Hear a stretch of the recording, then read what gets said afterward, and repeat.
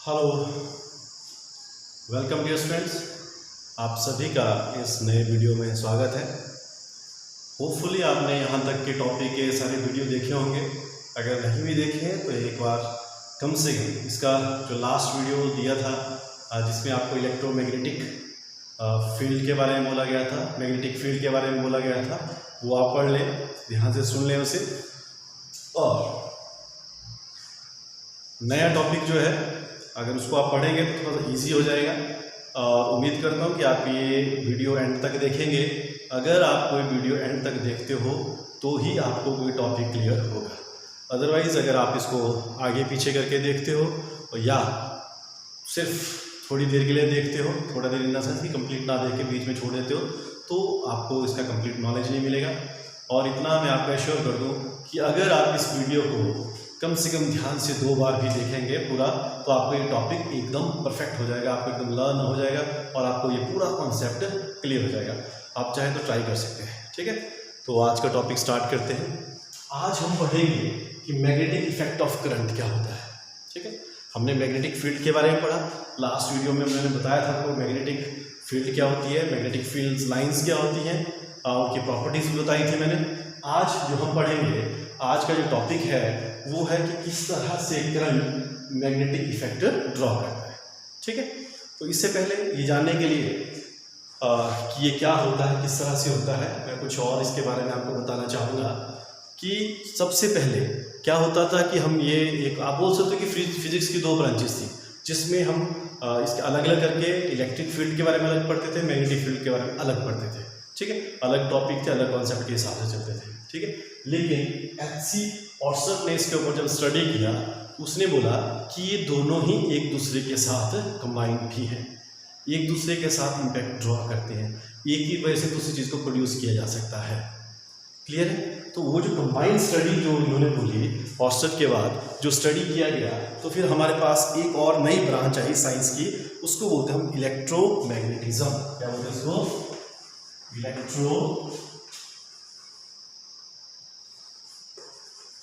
Magnetism, ठीक है। क्या बोलते हैं? इलेक्ट्रोमैग्नेटिज्म, ठीक है। इलेक्ट्रोमैग्नेटिज्म में क्या हुआ कि वो ब्रांच जिसके बारे में हम इलेक्ट्रिसिटी और मैग्नेटिज्म को, ठीक है, एक साथ जोड़ के, ठीक है, एक सेपरेट ना पढ़ के एक साथ पढ़ा, हमने इनको कंबाइन किया, उस ब्रांच को इलेक्ट्रोमैग्नेटिज्म बोलते हैं, ठीक है। अब उन्होंने क्या बोला कि किस तरह से उनको ये लगा, उन्होंने क्या किया कि एक कंडक्टर ले लिया, ठीक है, कंडक्टर ले लिया, कंडक्टर में उन्होंने करंट फ्लो करवाई, फिर साथ में कंपास लिया। तो जो कंपास उसके पास जब रखा तो कंपास ने क्या करना शुरू कर दिया? डिफ्लेक्शन शो करनी शुरू कर दी। और कंपास जो होता है क्या होता है, एक अपने आप में ही एक छोटा सा मैग्नेट होता है कंपास, ठीक है। नॉर्थ और साउथ पोल्स के रहते हैं, वो इंडिकेट करते हैं उस तरह से।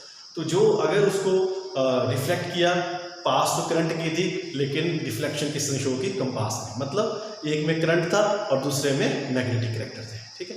अब रिएक्शन कब होता है? रिएक्ट कौन करता है? सेम चीज़ रिएक्ट करेगी, ठीक है। जब एक फील्ड दूसरी फील्ड में होगी या एक तरह की फील्ड होगी, उसको ऑब्जर्व करने के लिए वो रिएक्शन रहता है, ठीक है। अब रिएक्शन क्या हुआ? करंट फ्लो करने की वजह से उस मैग्नेट ने अपना रिस्पॉन्स दिया, ठीक है। इसका मतलब क्या हुआ कि करंट फ्लो करने से उस कंडक्टर के सराउंडिंग में मैग्नेटिक फील्ड प्रोड्यूस हुई, उस मैग्नेटिक फील्ड में वो कंपास आया और वो भी जो कि मैग्नेट था उसने भी तब उसने जाके उसने जो है रिएक्शन अपना शो किया। क्लियर है। तो इसके बाद ये क्लियर हो गया कि जो ऑर्सट ने क्या बोला कि जो चेंजिंग डायरेक्शन होती है करंट की, ठीक है, वो जो उसकी नीडल की डायरेक्शन होती है उससे अपोजिट रहेगा, डिफ्लेक्शन शो करेगा, ठीक है। एक साइड को करेंगे तो एक साइड को शो करेगा, दूसरी साइड को किया तो फिर उस तरह से वो अपनी डायरेक्शन चेंज कर देते हैं। क्लियर है। तो ये था उसके बारे में। उसके बाद आगे स्टडी किया गया इसके बारे में किस तरह से changing magnetic field electric field magnetic field produce करती है और मैग्नेटिक फील्ड इलेक्ट्रिक फील्ड को प्रोड्यूस करती है। क्लियर है। उसे हम बाद में पढ़ेंगे, आपके लिए इतना ही अभी काफ़ी है। अब किसी मैग्नेट में जो करंट कैरिंग कंडक्टर होता है उसमें मैग्नेटिक फील्ड कितनी होती है वो हम करते हैं। कोई भी कंडक्टर हो, ठीक है, मैग्नेटिक फील्ड को किसे नोट करते हैं हम? बी से। मैग्नेटिक फील्ड को किसे नोट करते हैं हम? बी से। अभी जो मैग्नेटिक फील्ड है, ठीक है, कोई कंडक्टर ले लिया, सपोज आपके पास ये कंडक्टर है, ठीक है, इसमें से करंट आई फ्लो कर रहा है, तो इसके चारों ओर क्या रहेगी? Magnetic field. क्या रहेगी इसके चारों ओर? Magnetic field. क्लियर है।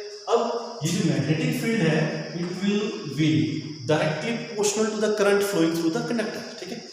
फील्ड कितनी होगी, जितना कि उसमें करंट फ्लो कर रहा होगा। करंट ज़्यादा फ्लो कर रहा है, फील्ड ज़्यादा, ठीक है। करंट कम, फील्ड कम, ठीक है।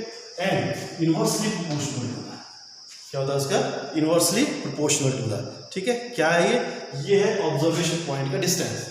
मानो ये यहाँ है या यहाँ है, ठीक है। यहाँ का डिस्टेंस ज़्यादा, यहाँ का कम, तो जितना डिस्टेंस ज़्यादा होता जाएगा मतलब जितना सोर्स से दूर होती जाएगी उतनी फील्ड वीक होती जाएगी, जितना सोर्स के नज़दीक होगी उतनी फील्ड ज़्यादा होगी, स्ट्रॉन्ग। क्लियर हो गया यहाँ तक, ठीक है। तो इस तरह से हम बोल सकते हैं कि this magnetic field is directly proportional to I upon R। Clear है, इतना सा रखें। ये जो मैग्नेटिक फील्ड होती है इसका जो यूनिट है, तो unit of magnetic field is Tesla. जो यूनिट है वो क्या होता है, टेस्ला, इसका मैग्नेटिक फील्ड का, ठीक है। और जो टेस्ला जो था बहुत बड़ी यूनिट होती है, ठीक है, और प्रैक्टिकल पर्पस के लिए, ठीक है, बहुत बड़ी यूनिट है। और सीजीएस सिस्टम में जो इसका ये एसआई सिस्टम है, जो सीजीएस सिस्टम में होता है उसमें क्या होता है, गॉस। और जो 1 टेस्ला है, 1 tesla it is equal to the 10 raise to power 4 gauss, 10 raise to power 4 gauss. Clear है। तो ये था मैग्नेटिक फील्ड के बारे में, ठीक है। अब हम करेंगे कि किस तरह से मैग्नेटिक फील्ड को हम उसकी डायरेक्शन का पता कैसे लगाएं, मैग्नेटिक फील्ड कहाँ है, किस तरह से है। तो उसके लिए क्या होता है कि जो मैग्नेटिक फील्ड होती है उसको मेज़र करने के लिए क्या करते हैं हम, हमारे पास राइट हैंड थंब रूल है।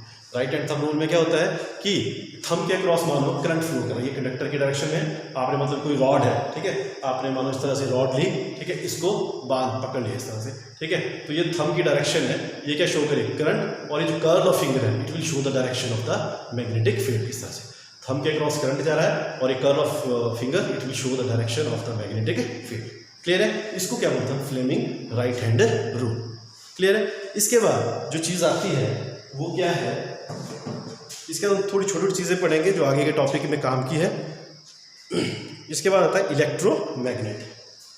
क्या आता है, इलेक्ट्रोमैग्नेट क्या होते हैं, इलेक्ट्रोमैग्नेट्स क्या होते हैं, एक कोई सॉफ्ट आयरन कोर लिया, ठीक है, उसके बाहर हमने कोई मेटल से रैप कर दिया, उसे हेलिकल कॉयल में एक मेटेलिक वायर को कर दिया। वो जो हेलिकल वायर है वो अपने अंदर एक सॉफ्ट को आयरन को है, जो उसका कोर जो सॉफ्ट आयरन का कोर है उसके हमने वायर रैप की, कनेक्टिंग वायर रैप कर दी, तो वो क्या बन जाता है, इलेक्ट्रोमैग्नेट। ठीक है। ये इलेक्ट्रोमैग्नेट परमानेंट भी होते हैं और टेम्पररी भी होते हैं। ठीक है, क्या होते हैं, इलेक्ट्रोमैग्नेट। ठीक है, समझो क्या होता है इसमें, सॉफ्ट आयरन कोर। ठीक है, क्या होता है, सॉफ्ट आयरन कोर। ठीक है, या आप बोल सकते हैं सिंपल, एक मतलब एक सॉफ्ट, जो इसका आपने हेलिकल रैप किया वायर को, उसके अंदर क्या रोल है, सॉफ्ट आयरन है। ठीक है, आयरन मतलब इसके कोर में सॉफ्ट आयरन है और उसके बाद जो बना हो उसको बोलते हैं इलेक्ट्रोमैग्नेट। ठीक है, अब इलेक्ट्रोमैग्नेट क्या होता है, एक टेम्पररी होता है, एक परमानेंट होता है। टेम्पररी में क्या हुआ कि जैसे हमने इसमें से करंट पास की तो ये तब तक वर्क करता रहेगा जब तक उसके अंदर करंट रहेगी। जैसे ही करंट ऑफ कर दी इसका कैरेक्टर, मैग्नेटिक कैरेक्टर खत्म हो गया। क्लियर है।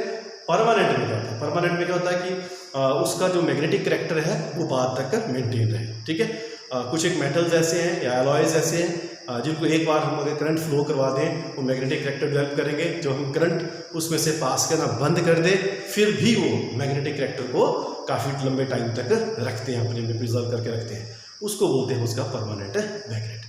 क्लियर है, इलेक्ट्रोमैग्नेट, सॉरी क्या बोलते हैं उसे, परमानेंट इलेक्ट्रोमैग्नेट। ठीक है, जैसे कुछ मटेरियल होते हैं, जैसे कि हमारे पास कार्बन स्टील है, क्रोमियम स्टील होता है।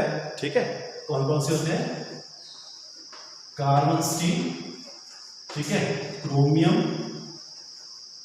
स्टील, इस तरह से कुछ चीज़ें हैं। क्रोमियम स्टील, फिर कोबाल्ट, टंगस्टन स्टील, ये सब चीज़ें क्या होते हैं कि इनमें से अगर हम एक बार करंट फ्लो करते हैं तो करंट फ्लो करके इनमें मैग्नेटिक कैरेक्टर आता है। जो मैग्नेटिक कैरेक्टर आएगा तो उसकी वजह से ये जो बाद में अगर करंट ऑफ भी कर दें तो magnetic character as it is show करते रहेंगे। क्लियर है। अब बात आती है कि इलेक्ट्रोमैग्नेट का यूज़ कहाँ होता है। ठीक है, इलेक्ट्रोमैग्नेट का यूज़ करते हैं हम इलेक्ट्रिक ट्रेन में, इसका यूज़ किया जाता है। और कोई बहुत बड़ी ऑब्जेक्ट को, आयरन की बहुत बड़ी ऑब्जेक्ट को एक जगह से दूसरी जगह ले जाने के लिए काम आता है।